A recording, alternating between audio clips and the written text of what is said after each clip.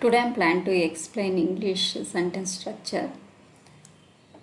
How to make sentence structure in English. To make sentence structure, we need subject, verb, object. I, we, and they, it, names. These are all subjects. We call them as a subject. And verbs like need, reads. These are all verbs. And phone, movie, books, these are all objects. I have a phone. I, subject, have, verb, a phone, object. I like video games. I, subject, like, verb, video games, object.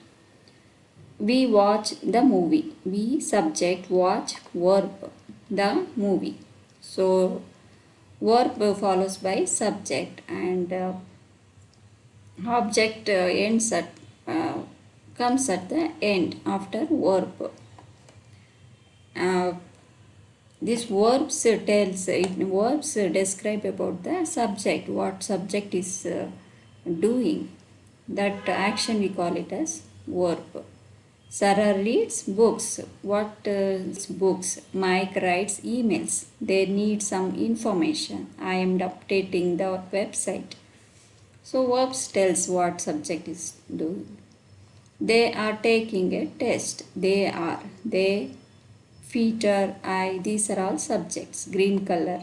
They are subjects, and verbs are red color ones are verbs and blue colors are object. I am updating the website. They are taking a test. They are taking a test. Peter has bought a new laptop. I will solve this task. So to make a sentence structure, we need subject, verb, object. And in English, we form sentence structure using subject, verb, and object. And it varies for different languages. They have different method. They don't use same like this. In our, if I talk about my mother tongue, in our native language, we usually use subject, object, and verb ends at last. It comes at the end. Subject, verb, object. It depends upon their native language. It depends on each native language has different sentence structure. That is how they form. But in English, we use subject, verb, object. First, subjects are like I, you, we. These are all subjects, and like verbs, it tells about the subject, describes about the subject, what that action like subject is doing. And objects like things that we call it as object.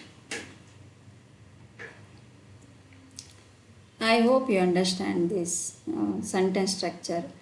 This is by using this same method we can also construct a longer sentence in the same method.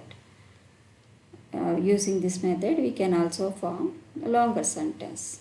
I hope you understand this sentence, English sentence structure, how they have formed here. Yeah, thank you. Bye for now.